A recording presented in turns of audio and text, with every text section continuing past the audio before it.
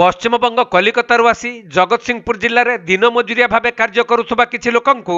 4 जण युवक मरणांतक आक्रमण करिथिबा नाउगां थाना रे अभियोग होईछि। मिलिथिबा सूचना अनुसार नाउगां थाना अंचलर खैरा बस्त निकटरे निर्माण हेउथबा राइस मिल को दिन मजुरिया भाव कार्य करिबा पई दीर्घ 6 मासर ऊर्ध्व हेब पश्चिमबंगरू शताधिक बंगाली लोक माने आसिछंती। तबे गतकाली किछि बंगाली लोक माने निज घर अभिमुखे एक बस जुगे जाउथबा समय रे 4 जण अजणा युवक एक कार रे आसी मुंडाल निकटरे उक्त बस टी को अटकाइथिले। परे सही बस रे केउ बंगाली लोक माने जाउछंती कही 6 रु 7 जण महिला और पुरुषंकु बस रु उल्हाई आनी अमानुषिक भावे माड़ मारी घटनास्थल रु पलाई जाइथिले। तेणु आहत होइथिबा लोक मानकु उद्धार करा जाई नाउगां गोष्ठी स्वास्थ्य केन्द्र रे भर्ती करा जिबा सहित नाउगां थाना रे एक लिखित अभियोग करा जाइथिला। फल नाउगां पुलिस पहुंची घटनार तदंत आरंभ करिथिबा बेले हुएत पश्चिमबंग सरकार सहित ओडिशा सरकार उपजिथिबा विवाद किंबा बांग्लादेशी भावी एहिपरि आक्रमण करा जाइथिबा संदेह करा जाउछि।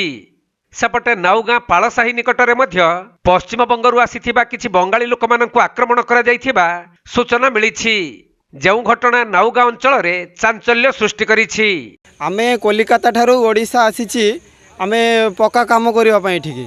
ए आम गोटे राइस मिल काम चलछि लोक अच्छा आमर सबु जाइए 50-60 जन लोक अच्छा ये आम कम करे पाखे गोटे बजार अच्छा ए मुंडाड़ू बजारटा समस्ते खाइबा पीवा से बजार को जाती आउ फेरिकी ये आसती ए गोटे दिन आज हठात कौन है आज 6 जन लोक आमर घर को जीवार थिला से गोटे बस आसिला डॉल्फिन बसटा से डॉल्फिन बस रे चढ़ी आमर 6 जन घर को जाऊला बंगाली लोक आज्ञा बंगाली लोक घर को जाऊला आ पछरे गोटे कड़ा कार आसिकी 4 जन लोक थिला से कार रे 4 जन लोक थिला से बसटा को ओवरटेक करके पड़ाई गला आगर को किछि बाट गला पूर्वर से बसटा को ताकू से माने घेरुछंती से कार वाला से कार भितर 4 जन छिला से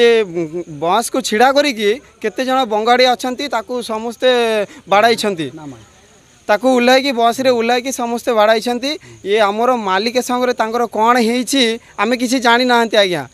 आम खाली बंगाड़ी पचारिकी आम समस्त को बाडे देछि अभियोग करछन थाना रे जाईकी आमे थाना रे एफआईआर करछि आमर मालिक को कुहायला आमे बंगाड़ी लोक को एमती असुविधा करछि बाड़ाई छंती मालिक को कहले मालिक संगे संगे थाना रे एफआईआर कर सारलेनी आज्ञा।